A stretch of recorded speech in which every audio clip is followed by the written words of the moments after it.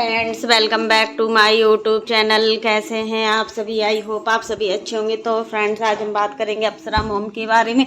आखिर अप्सरा मॉम ने आज अपने दिल की बात बता ही दी है। और सबसे बड़ी चीज़ होता है कि इंसान जब अपनी कमी को बताता है ना, तो सच में लगता है कि हाँ, इस इंसान के अंदर बिल्कुल भी प्राउड नहीं है। वही सारी चीज़ें आज अप्सरा मॉम ने अपनी सबसे बड़ी कमी को बताया। तो फ्रेंड्स, अगर आपने मेरे चैनल को सब्सक्राइब ना किया हो तो आप लोग मेरे चैनल को सब्सक्राइब कर दीजिएगा। बेल आइकन के बटन को प्रेस करना मत भूलिएगा, ताकि आपको मेरी जो नई नई नोटिफिकेशन है वो टाइम पर मिलती रहे। और इसी प्रकार के नए नए वीडियो को देखने के लिए आप मेरे चैनल पर बने रहिएगा और मेरे चैनल को ज़्यादा से ज़्यादा सपोर्ट कीजिएगा।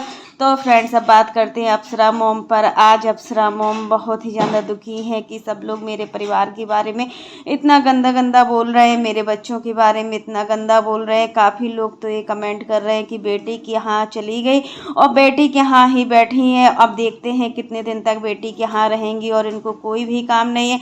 तो उनकी बेटी है, वो नहीं रहेंगी तो क्या आप लोग रहोगी? क्या उनकी बेटी है, वो बेटी माँ का रिश्ता क्या होता है ये आपको नहीं पता है क्या? बेटी और माँ का रिश्ता क्या होता है? आंटी ने अपने बच्चे की एक तकलीफ को देखा तो देखो तुरंत दौड़ी चली गई। दामाद भी तो कहीं ना कहीं बेटे से कम नहीं होते।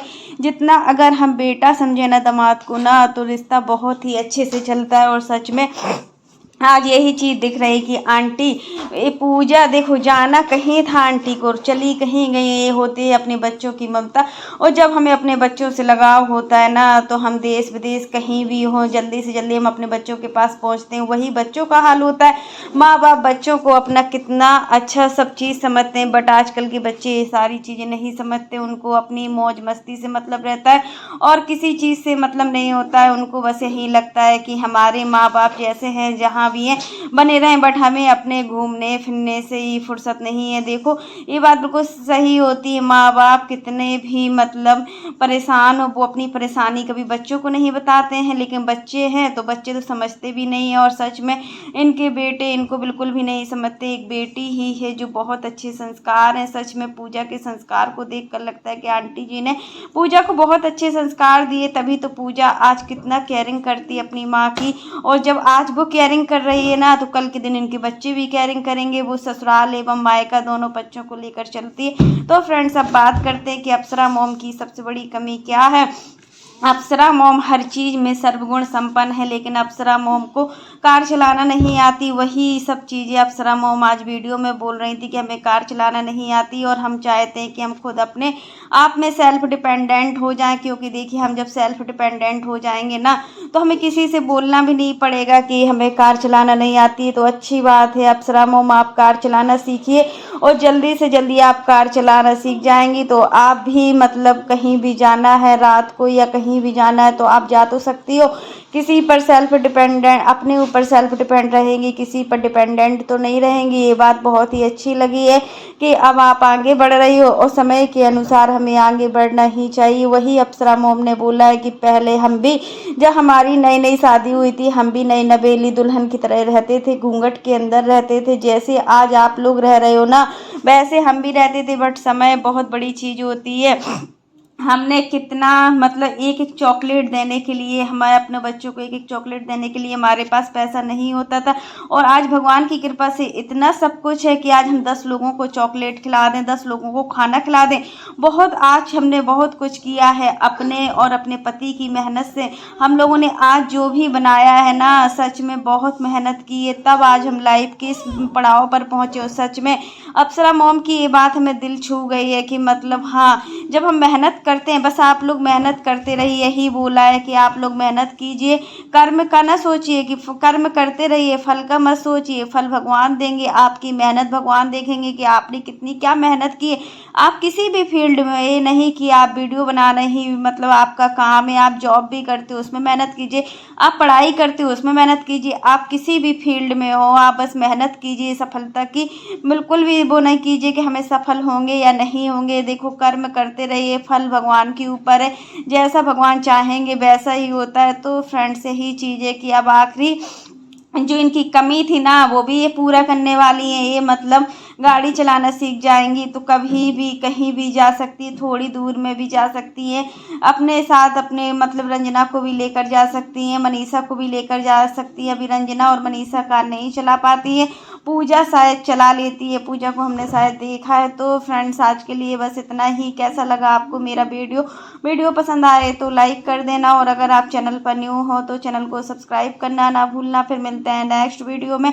और फ्रेंड्स आप लोग भी कमेंट बॉक्स में ज़रूर बताना कि हर किसी को अपने ऊपर सेल्फ डिपेंडेंट होना बहुत ही ज़रूरी है। अगर हम सेल्फ डिपेंडेंट नहीं होते ना तो कल के दिन हमें कोई चार बातें तुरंत ही सुना देता है।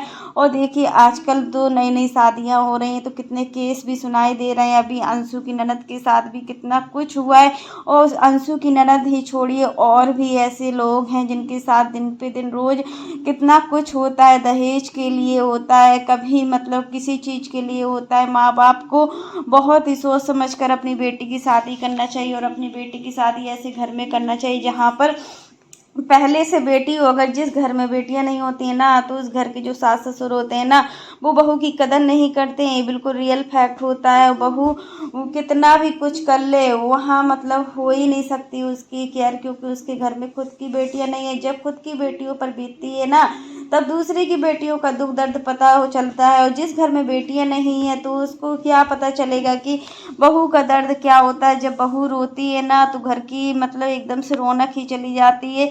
जिस तरीके से मतलब आज हम देखते हैं कि बहुत से घरों में ऐसा सब कुछ होता है ना जहाँ लड़कियां खुश नहीं रहती हैं, जहाँ लड़कियों को प्रताड़ित किया जाता है, दहेज के लिए प्रताड़ित किया जाता है। अगर लड़की को कुछ दो या ना दो बट लड़की को एजुकेशन ज़रूर दो, और एक खुद का मकान खुद ज़रूर दो, क्योंकि जब खुद का मकान होगा ना तो कल के दिन कोई कुछ कह नहीं सकता। वो एजुकेशन होगी ना तो वो लड़की कुछ भी कर सकती है, क्योंकि एजुकेशन का होना बहुत ही ज़रूरी है।